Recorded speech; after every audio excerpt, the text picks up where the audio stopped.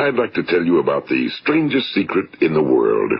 Some years ago, the late Nobel Prize-winning Dr. Albert Schweitzer was being interviewed in London, and a reporter asked him, "Doctor, what's wrong with men today?" And the great doctor was silent a moment, and then he said, "Men simply don't think." It's about this that I want to talk with you. We live today in a golden age. This is an era that man has looked forward to, dreamed of, and worked toward for thousands of years. But since it's here, we pretty well take it for granted. We in America are particularly fortunate to live in the richest land that ever existed on the face of the earth, a land of abundant opportunity for everyone. But do you know what happens? Well, let's take 100 men who start even at the age of 25. Do you have any idea what will happen to those men by the time they're 65?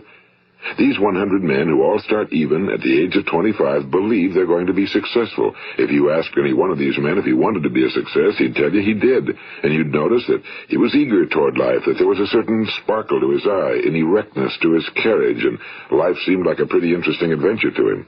But by the time they're 65, 1 will be rich. 4 will be financially independent. 5 will still be working. 54 will be broke. Now think a moment. Out of the 100, only 5 make the grade. Now why do so many fail? What has happened to the sparkle that was there when they were 25? What's become of the dreams, the hopes, the plans? And why is there such a large disparity between what these men intended to do and what they actually accomplished? When we say about 5% achieve success, we have to define success. And here's the best definition I've ever been able to find. Success is the progressive realization of a worthy ideal. If a man is working toward a predetermined goal and knows where he's going, that man is a success. If he's not doing that, he's a failure. Success is the progressive realization of a worthy ideal.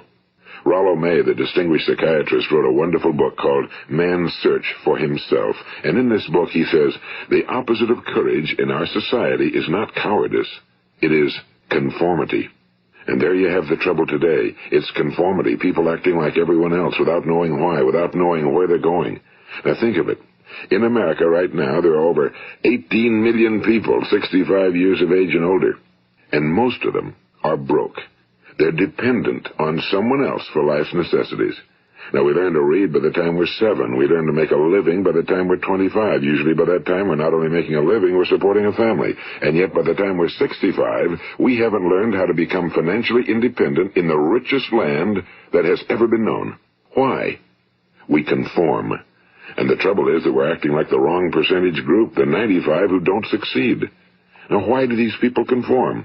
Well, they really don't know. These people believe that their lives are shaped by circumstances, by things that happen to them, by exterior forces. They're outer-directed people. A survey was made one time that covered a lot of men, working men, and these men were asked, "Why do you work? Why do you get up in the morning?"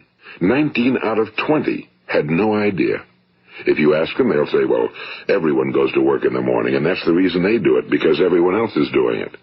Now let's get back to our definition of success. Who succeeds? The only person who succeeds is the person who is progressively realizing a worthy ideal. He's the person who says, I'm going to become this, and then begins to work toward that goal.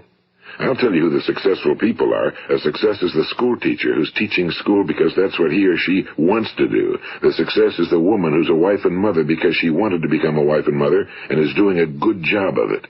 The success is the man who runs the corner gas station because that was his dream. That's what he wanted to do.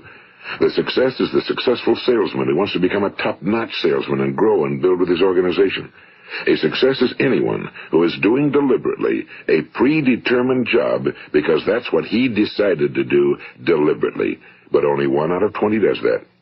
That's why today there isn't really any competition unless we make it for ourselves. Instead of competing, all we have to do is create.